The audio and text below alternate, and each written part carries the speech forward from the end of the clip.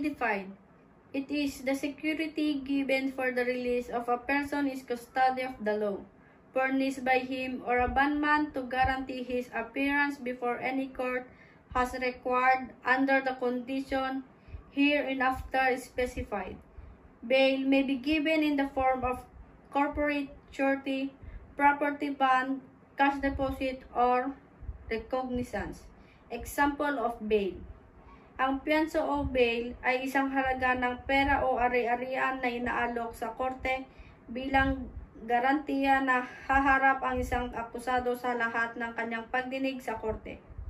Sa pamamagitan ng pagbabayad ng piyansa, pinapayagan ang akusado na pansamantalang makalaya mula sa kulungan habang dinig ang kanyang kaso. Condition of bail. Una, take effect po ang piyansa the moment na inaprobahan ito ng korte at mananatili ang bisa nito hanggang sa madesisyonan na ng Regional Trial Court ang kaso. Maliban na lamang kung nakansela ang bail earlier. Kasama po dito yung mga kasong na-file originally sa Regional Trial Court at yung mga kasong inapila lamang sa Regional Trial Court. Pangalawa, kailangang magpakita ang akusado sa korte kung nire-require ng korte o ng rules.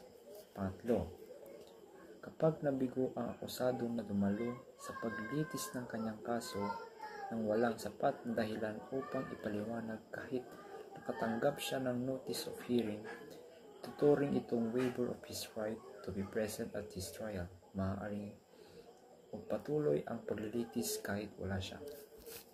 Pang-apat, obligasyon ng bondsman o yung gumarantiya sa pansamantalang paglaya ng akusado na isuko siya sa korte upang maipatupad ang final na desisyon. Bail application does not only involve the right of the accused to temporary liberty, but likewise the right of the state to protect the people and the peace of the community. People versus Manolo. Example of bail of applications.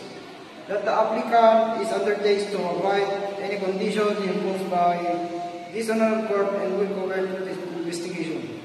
That the applicant has been arrested in connection with the above-mentioned case on date of arrests. That the applicant is innocent and has been falsely implicated in this case. Bail, a matter of right exemption. All persons in custody shall be admitted to bail as a matter of right, with sufficient sureties or release or recognizance as prescribed by law or this rule.